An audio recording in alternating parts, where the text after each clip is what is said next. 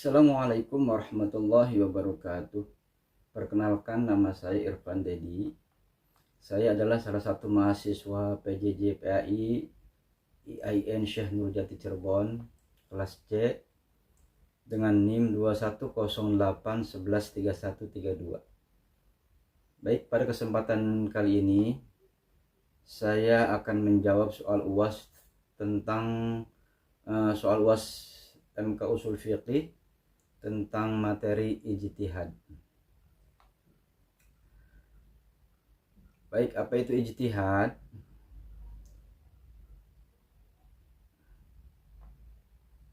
Berbagai perbedaan madhab yang kita kenal saat ini merupakan hasil daripada ijtihad. Kita ketahui tidak ada yang salah dari madhab-madhab tersebut, karena itu semua merupakan hasil terbaik daripada mujtahid untuk menemukan hukum terbaik. Dengan adanya ijtihad, Islam menjadi agama yang luas, dinamis, fleksibel, sesuai dengan dinamika zaman. Pengertian ijtihad itu adalah baik secara etimologi dan terminologi. Kata ijtihad berasal dari kata al-jahd atau al-juhd yang memiliki arti al-masyaqqat, kesulitan atau kesusahan, dan al-taqat, kesanggupan dan kemampuan. Kemudian pengertian ijtihad sendiri dapat dilihat dari dua sisi, yaitu pengertian ijtihad secara etimologi dan pengertian ijtihad secara terminologi. Pengertian ijtihad secara etimologi memiliki pengertian pengerahan segala kemampuan untuk mengerjakan sesuatu yang sulit. Sedangkan pengertian ijtihad secara terminologi adalah penelitian dan pemikiran untuk mendapatkan sesuatu yang terdekat pada kitabullah, hukum syara, dan sunnah rasul atau yang lainnya untuk memperoleh nas yang makku agar maksud dan tujuan umum dari hikmah syariah yang terkenal dengan maslahat. Kemudian Imam Al-Hamidi menjelaskan pengertian ijtihad yaitu mencurahkan semua kemampuan untuk mencari hukum syara yang bersifat danni sampai merasa dirinya tidak mampu untuk mencari tambahan kemampuannya itu.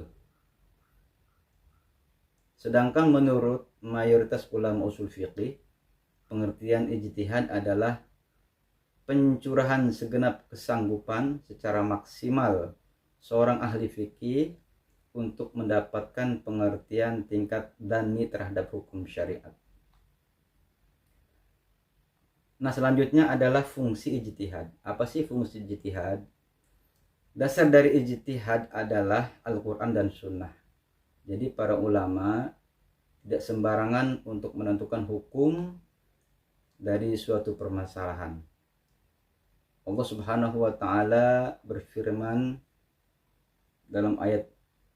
dalam ayatnya yang artinya, sesungguhnya kami telah menurunkan kitab kepadamu dengan membawa kebenaran, supaya kamu mengadili antara manusia dengan apa yang telah Allah wahyukan kepadamu, dan janganlah kamu menjadi penantang orang yang tidak bersalah karena membela orang-orang yang berkhianat. Quran Surah An-Nisa ayat 105. Kemudian fungsi ijtihad sendiri diantaranya adalah yang pertama, fungsi ijtihad al-ruju' atau kembali. Maksudnya mengembalikan ajaran-ajaran Islam kepada Al-Quran dan Sunnah dari segala interpretasi yang kurang relevan. Kemudian yang kedua, fungsi ijtihad al-ihya, artinya kehidupan, maksudnya menghidupkan kembali bagian-bagian dari nilai dan Islam, semangat agar mampu menjawab tantangan zaman. Dan yang ketiga, fungsi ijtihad al-inabah, artinya pembenahan, maksudnya memenuhi ajaran-ajaran Islam yang telah diijtihadi oleh para ulama terdahulu dan dimungkinkan adanya kesalahan menurut konteks zaman dan kondisi yang dihadapi. Selanjutnya adalah rukun ijtihad. Adapun rukun ijtihad adalah satu, atau yang pertama al-waqi, yaitu adanya kasus yang terjadi atau diduga akan terjadi tidak diterangkan oleh nas. Yang kedua, mujtahid, ialah orang yang melakukan ijtihad dan mempunyai kemampuan untuk berijtihad dengan syarat-syarat tertentu. Yang ketiga, mujtahid fil, ialah hukum-hukum syariah yang bersifat amali taklifi. Dan yang keempat terakhir adalah dalil syara', yaitu untuk menentukan suatu hukum bagi mujtahid fil. Kemudian syarat menjadi mujtahid.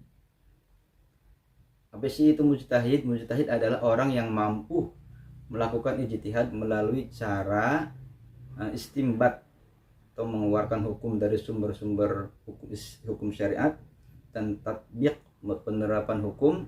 Terdapat banyak perbedaan dalam menentukan syarat-syarat mujtahid. Adapun syarat-syarat yang telah disepakati untuk menjadi mujtahid adalah: yang pertama, harus mengetahui Al-Quran. Al-Quran adalah sumber hukum Islam primer yang pokok sebagai fondasi dasar hukum Islam.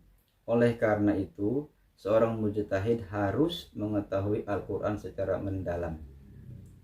Selanjutnya, mengetahui asbabun nuzul, mengetahui sebab turunnya ayat termasuk dalam salah satu syarat mengetahui Al-Quran secara komprehensif, bukan hanya pada tataran teks tetapi juga akan mengetahui secara sosial psikologis. Selanjutnya, mengetahui nasikh dan mansukh. Hal ini bertujuan untuk menghindari agar jangan sampai berdalih menguatkan sesuatu hukum dengan ayat yang sebenarnya telah dinasihkan dan tidak bisa dipergunakan untuk dalil. Kemudian harus syarat ijtihad selanjutnya mengetahui as-sunnah.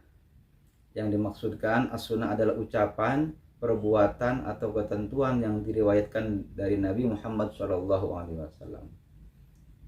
Selanjutnya mengetahui ilmu dirayah hadis.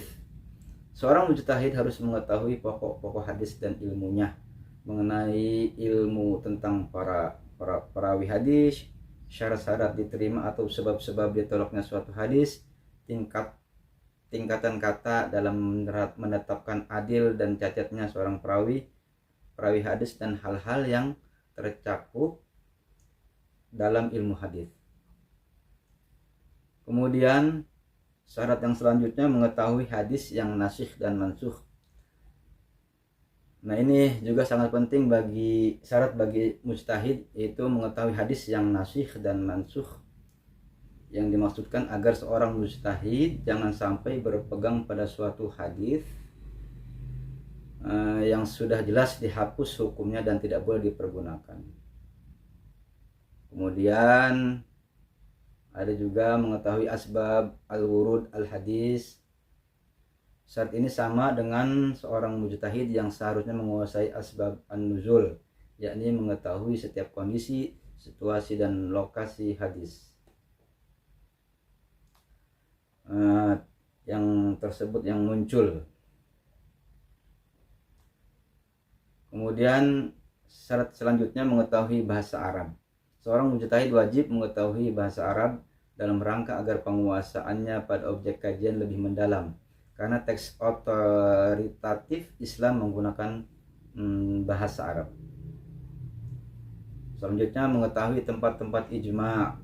Bagi seorang mujtahid harus mengetahui hukum-hukum yang telah disepakati oleh para ulama sehingga tidak terjerumus dalam memberikan fatwa yang bertentangan dengan hasil ijma'. Syarat selanjutnya mengetahui usul fiqih. ilmu usul fikih, yaitu suatu ilmu yang telah diciptakan oleh para fuqaha untuk meletakkan kaidah-kaidah dan cara untuk mengambil istimbat hukum dari nas dan mencocokkan cara pengembalian hukum yang tidak ada nas hukumnya. Demikianlah tadi penjelasan singkat tentang ijtihad.